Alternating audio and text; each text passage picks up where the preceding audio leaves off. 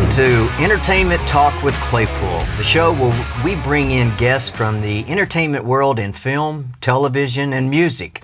And we bring people in from different genres of those segments. So today we have a very interesting person, a very talented person, singer, songwriter, and entrepreneur in my eyes, Ronda Ray. Hey, Ronda. Hey. How you doing today? I'm great. That's an awesome compliment coming from you to hear entrepreneur. Well, I've researched you. I've listened to your music. You're very talented, and you're not new at this. You've been doing the music scene for quite some time. Now, but I have a little challenge on categorizing you because you're rock, but yet you're country. And you're country, but yet you're rock. So are you considered Southern rock, maybe? I mean, how do you describe what your music is? Well, it's not country, that's for sure. Okay. I play blues-based rock. I have some soulful, bluesy ballads, but I wouldn't categorize anything I do as country. Okay. I'm a purist when it comes to country music, and I love that style of music, but I love to play rock and roll. And so Southern rock is fine, roots rock, but I started my own definition and genre of what I do because people did have a hard time categorizing me. Right. Especially as the country music machine tries to absorb every genre into itself. I've seen that. It's like, certain artists are plugged into different genres. They're like, sometimes I've seen them in 3 and 4 genres that, but it's the same, it'd be the same song. And country is I'm a little old school in that the classic country that I grew up with, my dad, my stepmom listening to, it's unique in itself. Exactly. And, everybody wants to be a rock star. Rock and roll is the epitome of cool. And you always see these country music people playing, covering rock songs, but you hardly ever hear a rock star cover a classic country song. Right. But turning a country song into a rock song is I don't know how it would sound, but it sounds challenging for sure. Yeah. So I just started calling what I do Texas-sized rock and roll. It's music with really big energy, big sound, and big love. And if you can get on board with that, we can just leave all the labels and categorizing behind. It's party time every time I show up. We can just have a good time and not worry about it. It's unique about you is just that your music is unique. And, music should be unique about you, your life, your experiences. So, I honestly don't know how many albums you have out. I think maybe a dozen, maybe more. 2 albums. 2 okay. albums. So of that, is there certain songs? Because you've done some remakes of a couple songs that are my favorites. One by Janis Joplin and one by Stevie Nicks, I believe. And but is your majority of your songs? Do you write yourself, create? Yes, I've been the 100% only writer on everything I've recorded so far, except my current single, which is Gold Dust Woman by Fleetwood Mac. So moving forward, I have 2 co-writes coming out in a row, which is a new experience for me. But mostly I do my own songwriting. Okay. Is it based upon just life experience or something you see? All the above. All the above. Yeah. Wherever it comes from. It's just coming all the time, and I ride all the time, and. So you're quite the traveler too. Yes. And thank you very much. You just came in town from being on the road for probably 2 to 3 months. Yes. And just came in town yesterday, and matter of fact, your rig is parked right outside right now. Yes. So as I pulled up, there you were, finishing getting it parked, and so I'm very appreciative that you came straight off the road into the show here. So how often do you tour? I mean, are you on the road? Weeks on. Well, definitely you've been on tour for a few months. So you've been I think in the music, you started back in, I think, 2013, roughly? Yes. Okay. Somewhere around then. So 2012, 2013, started writing and, dipping my toe in the water. Didn't really know what I would do with this, and here we are all these years later. I think it tricks you. You don't know what you're really getting into, and then it's too late. You're in it to win it. So is the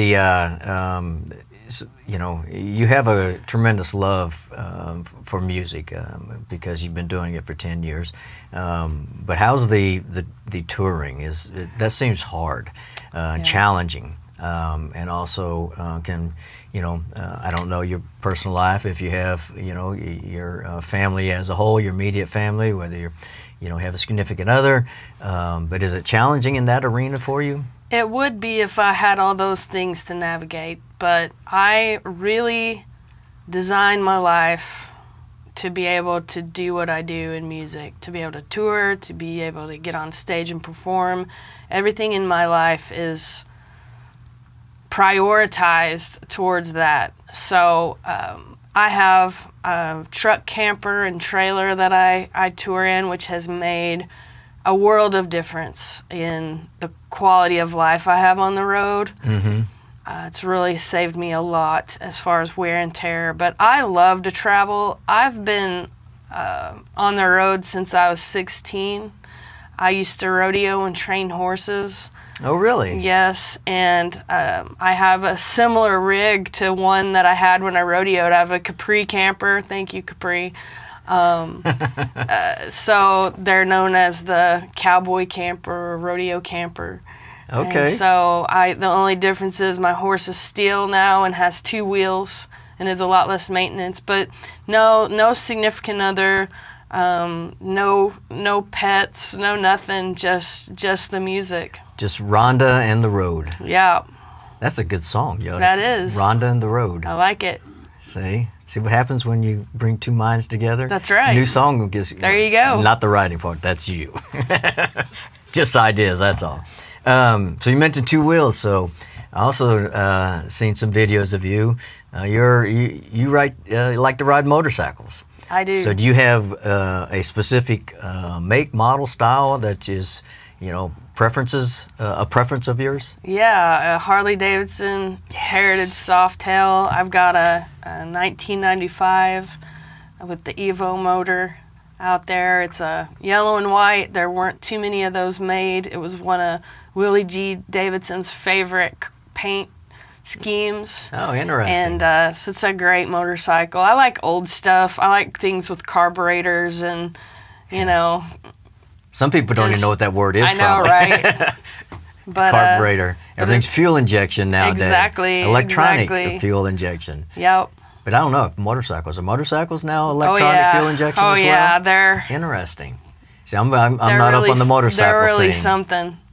So do you take the bike on your tours? I take it everywhere.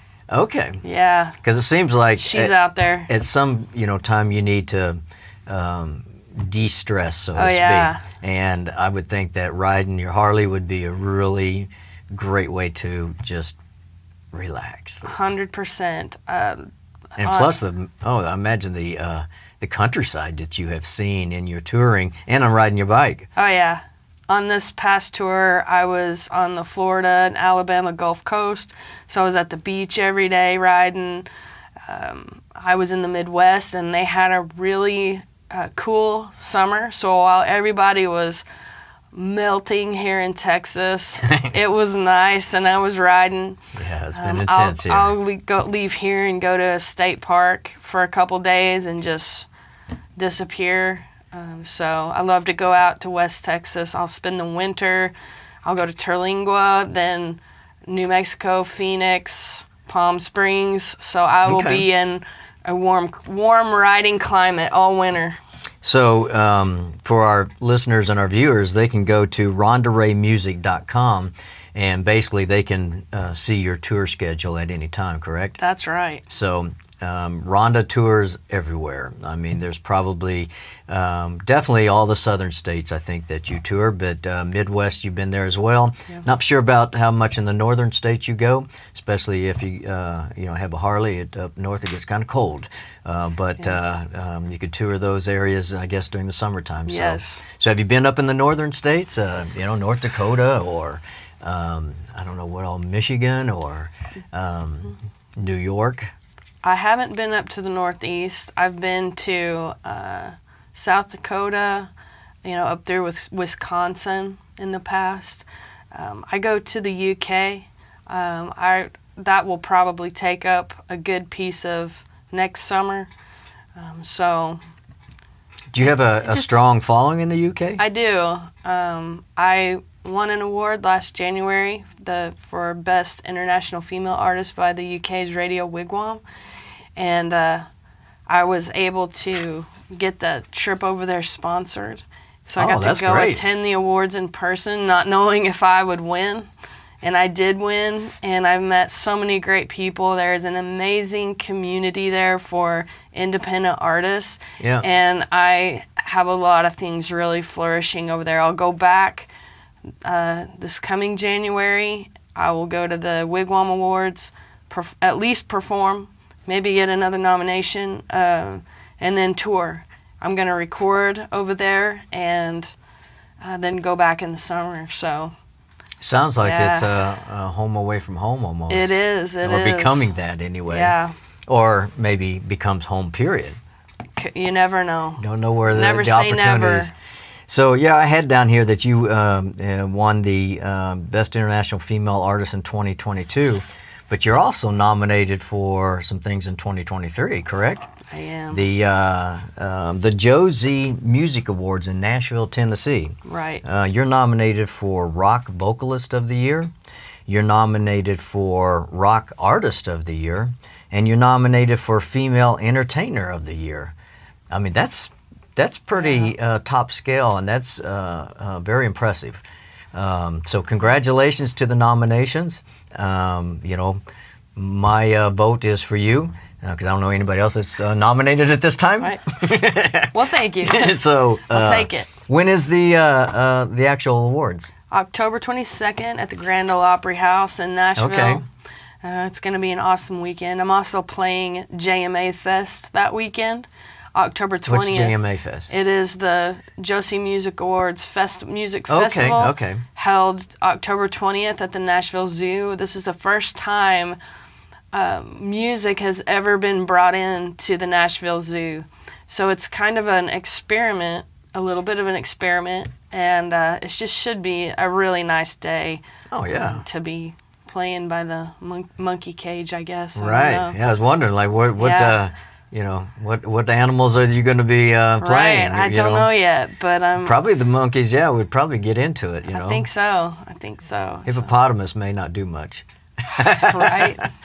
So anyway, congratulations on that. I think that is phenomenal. To be nominated, and I do hope that you win. And hope you have a great experience there.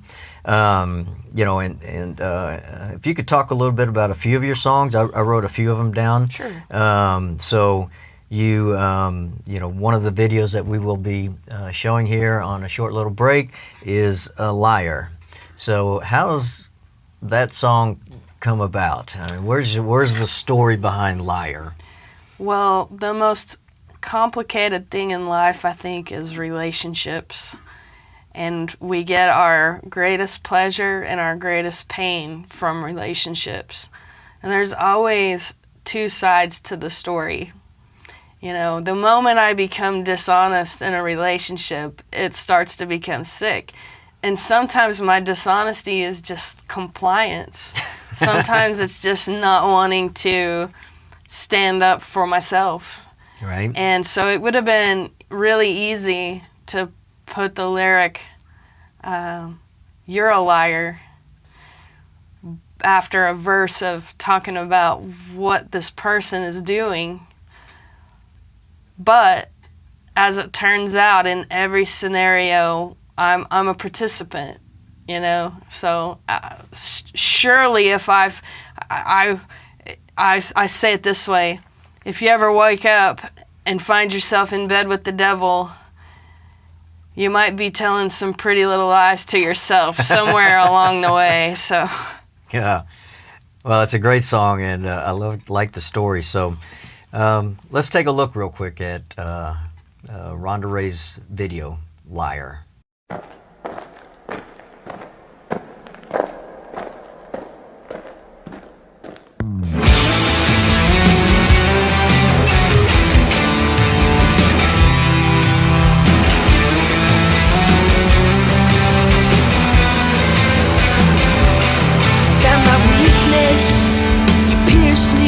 Your eyes, promise broken, living the lowest form of life. False impressions are all that's in your smile. In the fall, I break another promise to myself. I'm a liar, snuggled up with the night. I can't be with you until I find my own truth. I'm a liar, I can't blame you, 'cause I tell lots of pretty little lies to myself.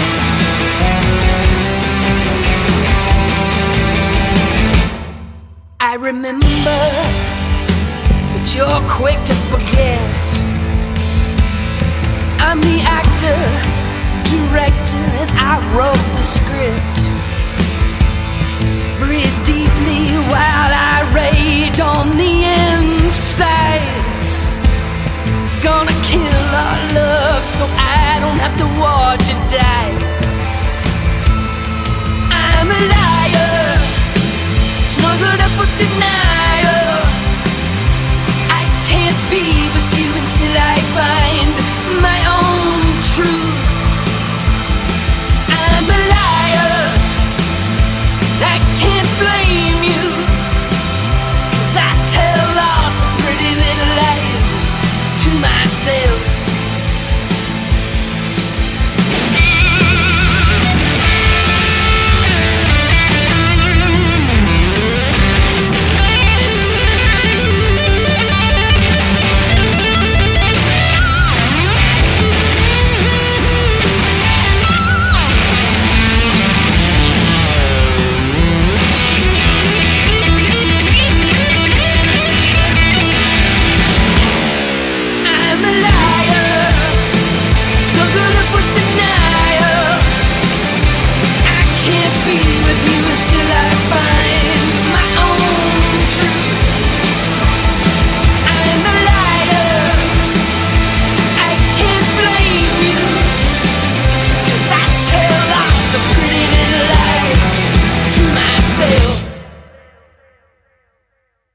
Well, welcome back. Thank you for sharing that video. That was very, very good video, very good song, and you're getting a lot of hits with this on.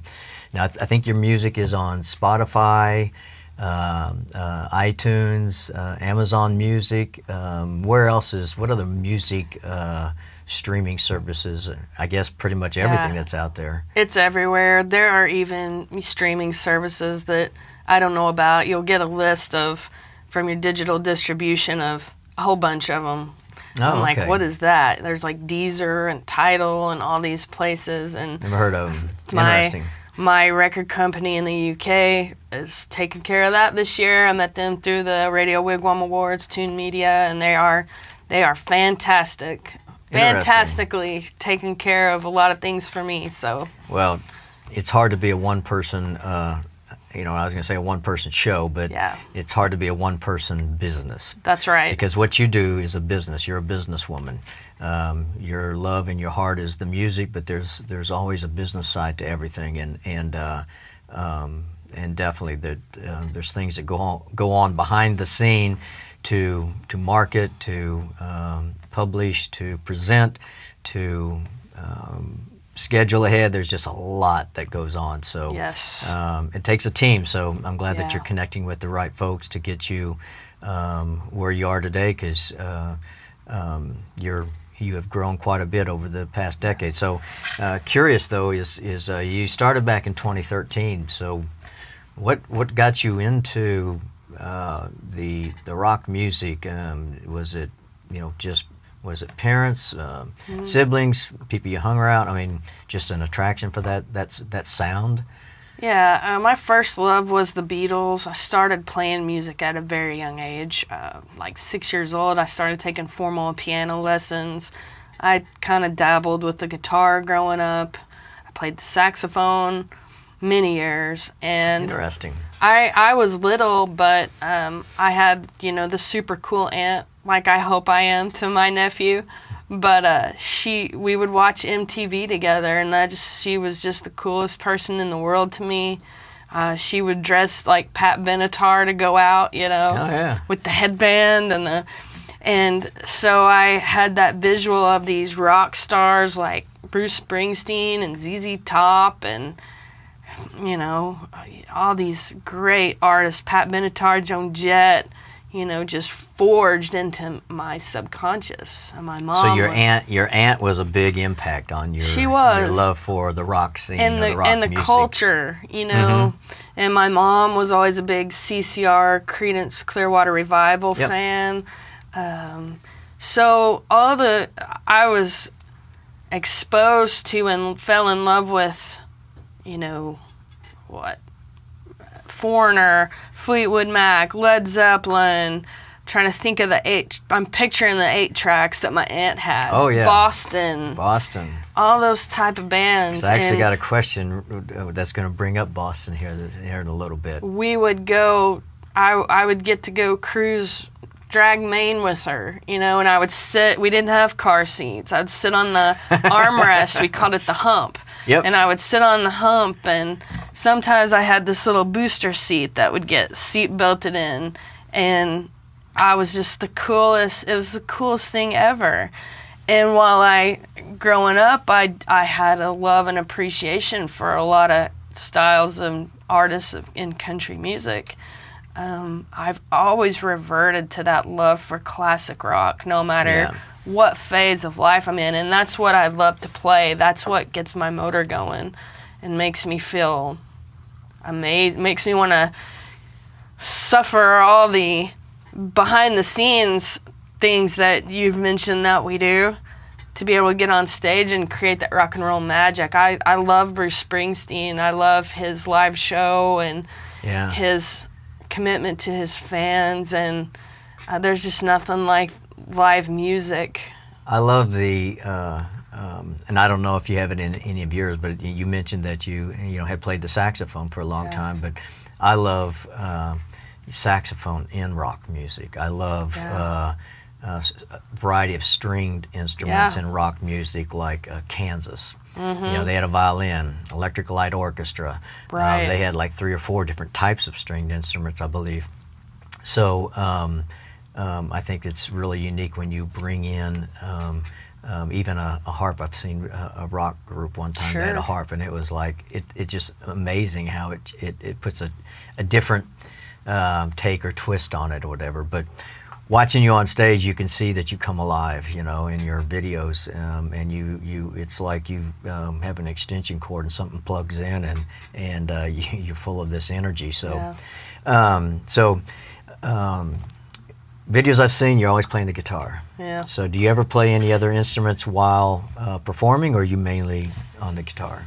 It's just the necessity that I have to play guitar all the time. I've dabbled into piano here and there with some songwriting things at different seasons of life, but I kind of have to play guitar to hold things together, and the leader of the pack. Yeah. So it's just guitar. Okay. So I had actually looked at some deals, and I was looking just the different styles of guitars.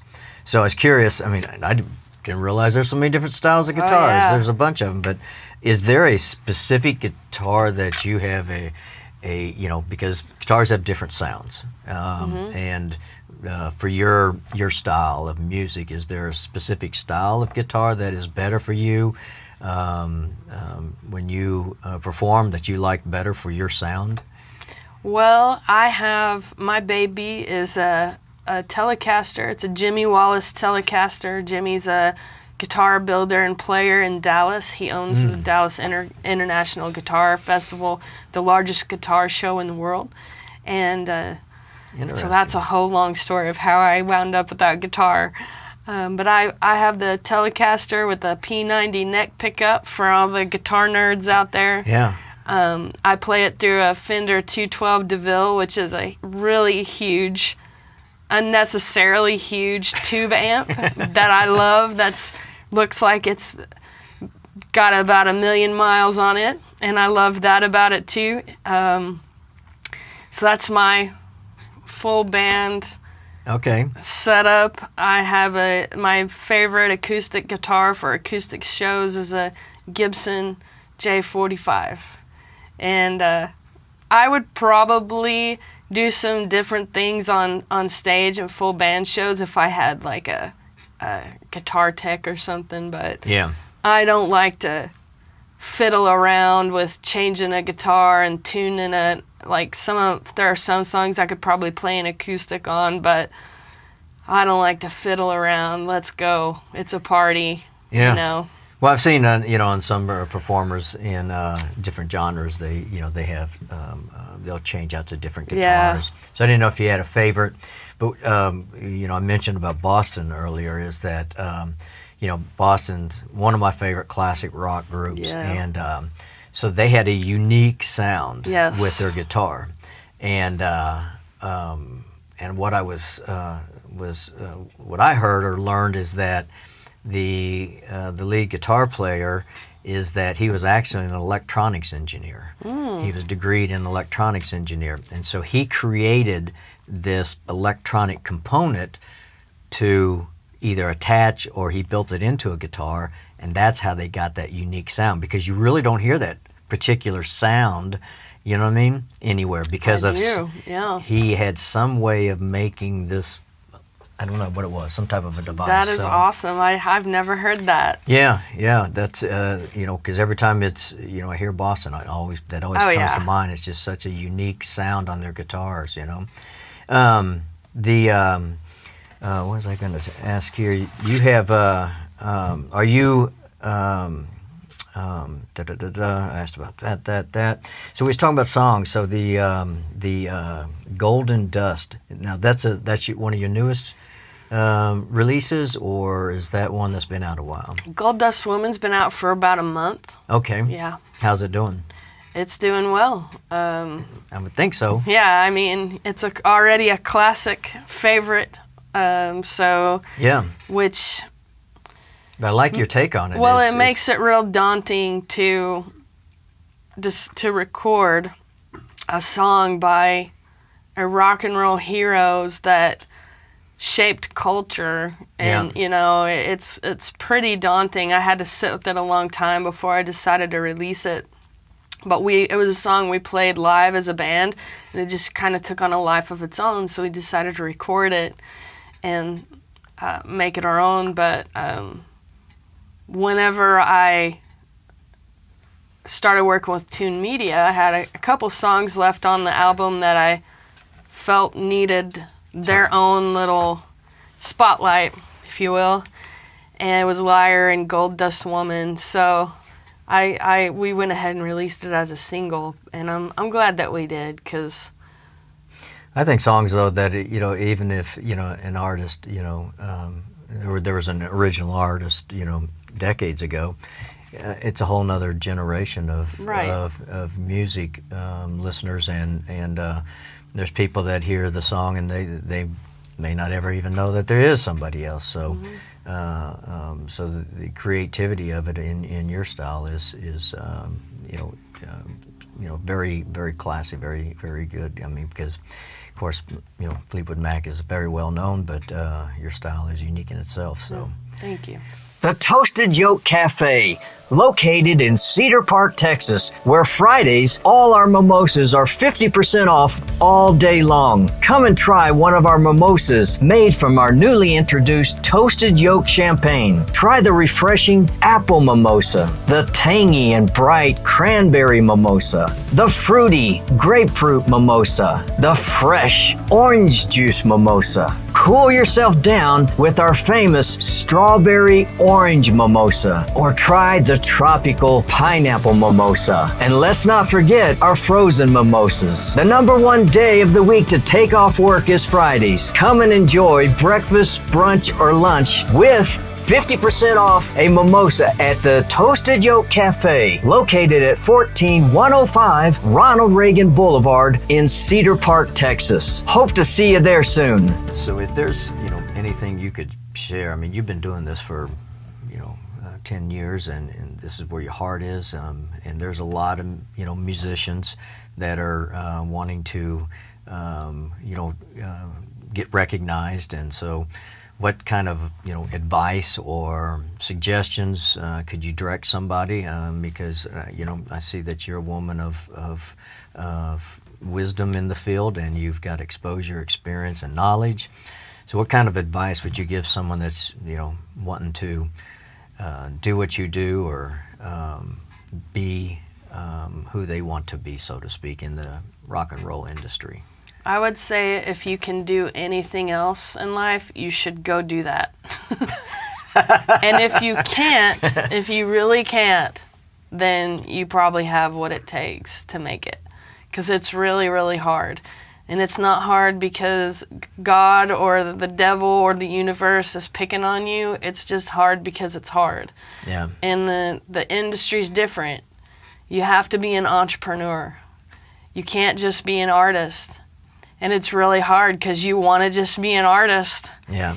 And I think that there are just a certain type of people that are wired to be able to ride that line, of left brain, right brain almost. But Yeah. But it's really hard. And to the female artist, you need to be really good at what you do. You need to know more. You need to be able to run your band. You need to be able to know what you want. You need to be proficient. You need to show up and be the one that knows.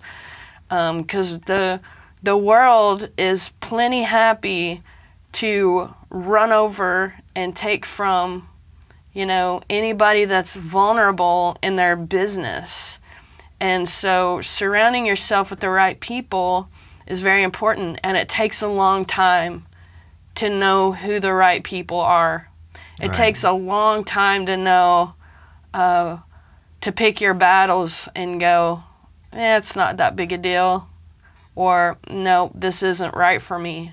This person, place, or thing has to go. So, that's just really important. But probably the most important thing is to always stay true to yourself.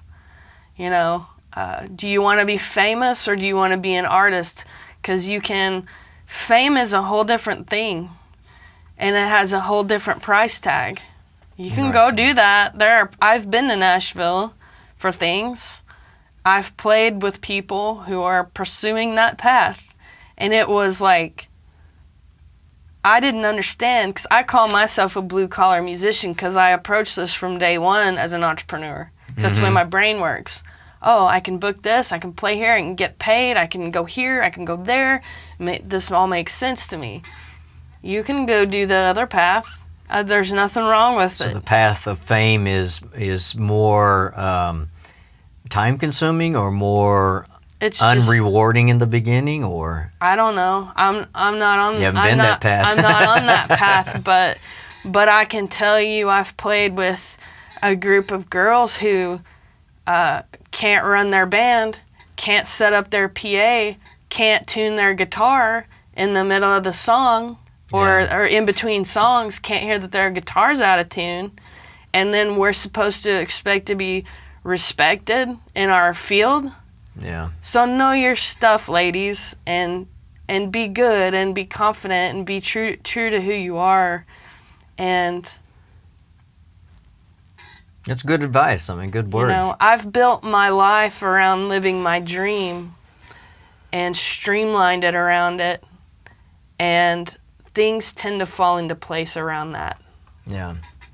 Well, I think that, you know, is one of the good words of wisdom there was about surrounding yourself with the right people, and sometimes those right people ain't the people that are already close around you, because Absolutely. you know where your heart's desire is, you know your goals, and sometimes your family and friends, not that they don't love you, but they don't have that heart or that vision of where you want to be, and so they don't necessarily would be the best supporters. But you are surrounded by now. I understand we talked briefly about it. You have a band of your own, but you don't always perform with them because Right. you tour constantly. Well, not constantly. You tour a lot. So how do you stay connected? I mean, how do you work that with working with your band, and then the challenges of performing with? I would think it would be kind of a new experience working with them, almost unless you have certain ones in certain cities that you work with.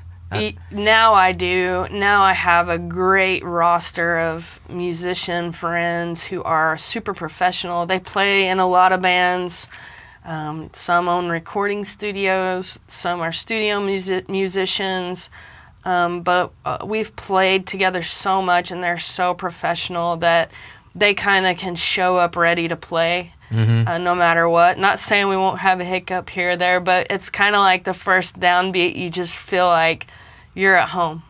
Right. And I wish I could tour everywhere with them, or tour city to city and put bands together in the regions I can get to, but that's definitely the next goal for me. But they're great, they're just the best. And while I appreciate that I can go on tour and play these acoustic shows and that people like it, it's just a completely different experience when my band plays. Oh yeah. It's Well, unreal. I would think there's a chemistry, a bond, a fellowship, whatever you want to call it, just a closeness. There's because you gel, Yeah. and so I can see where that's more of a desirable experience to have them with you all the time. So Yeah, and you record, you write songs, and then you record albums, and especially the song. Sometimes I feel like we're better live even than what's on the recordings, which I think is pretty cool. But you have this product that is the thing that you've dreamt about and that you've invested your life into, and sometimes to just have to play so many acoustic shows, it's just a different presentation where I at least am thinking, I'm glad I'm making money tonight. I'm glad everyone's enjoying themselves, but you should hear my band do this. It's just awesome. well, that's good. So a couple of questions. Looking in the past and looking into the future. So in the past, would there be anything that you would have done differently? And then in the future, where do you see yourself that you want to be in 5-10 years? You got 10 years behind you. You got a whole life ahead of you. So those two questions: anything you would have done different, and where do you want to be?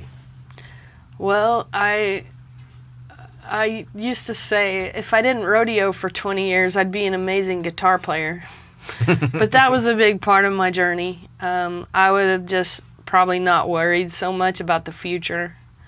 I would have believed in myself more and learned to trust my own gut over other people's voices who maybe didn't have the best motives where I was concerned. So that's all what I'm doing going forward. I've learned to listen to myself, to trust the people who are around me and who have been around me, whose actions match their words and have for a long time. There are people who have put real money into what I do, who have essentially been my record label and kept me going when I I don't think I have the ability to quit because I've tried a couple times and it didn't stick. But they've Quit for about a day. yeah, they've been there and kept me going and spoken to the greatness that they see in me. So I'm not compromising on what I believe and know is possible. If I don't like the word impossible, can't. So I'm placing myself in environments where that type of thought is nourished. Like I feel like Austin is a great city for me because there's a creative environment around possibility. Yeah. So it's all possible. I'm trying not to get in my own way in that process and just think really big and go for it. Yeah. You got a great mindset because, you know, I've always been a firm believer that there's nothing in life that anybody can't do. Yeah. You have to put forth the energy, the effort, have the mindset, and be willing to fail. I mean, failure is just a learning process towards success. There's always going to be setbacks. You take 3 steps forward, take 2 steps back, but you're one step ahead of where you started from. So it's a process. And you're a very talented woman. Very impressed by your music, and definitely wish you much success in all your future endeavors. One last question is there any new songs in the works? You got anything coming up that you care to share, or is it top secret? Oh yeah, got lots of music coming. The next single will be out the end of October.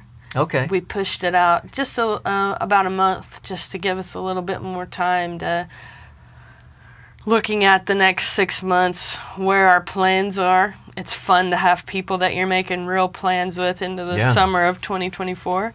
Got a great rocker coming out called Tiger Lily Girl. I co-wrote it with 2 friends in Muscle Shoals, Alabama, and it is kind of the next iteration of my music where I want it to go. We got some metal drums in there. Oh, nice. Got some, like you were mentioning, different sounds coming in. There's some strings underneath, some cello underneath there, but it's a hard rocker.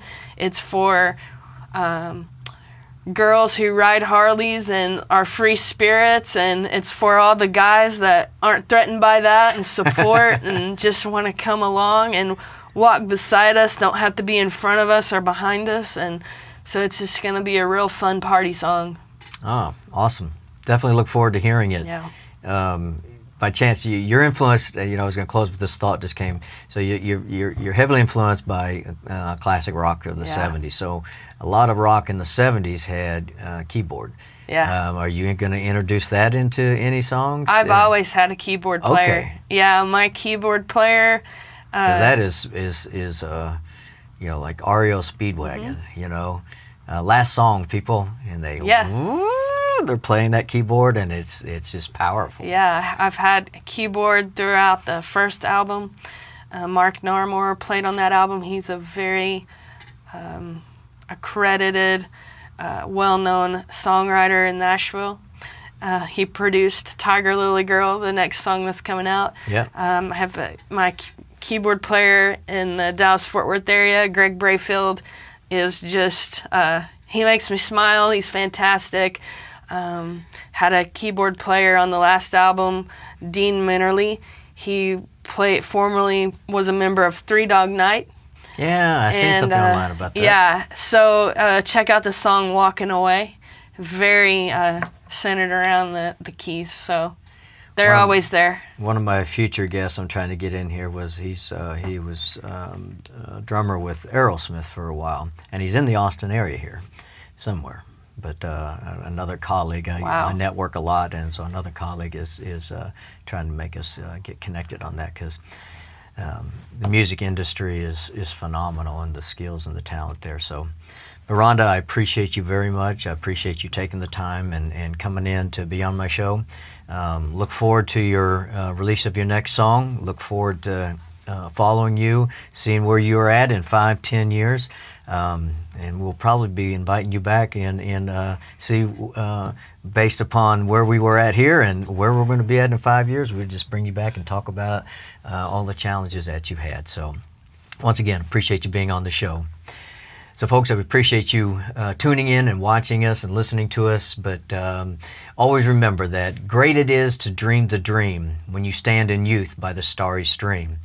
But greater it is to fight life through and say at the end, the dream is true. Have a great day. See you next time.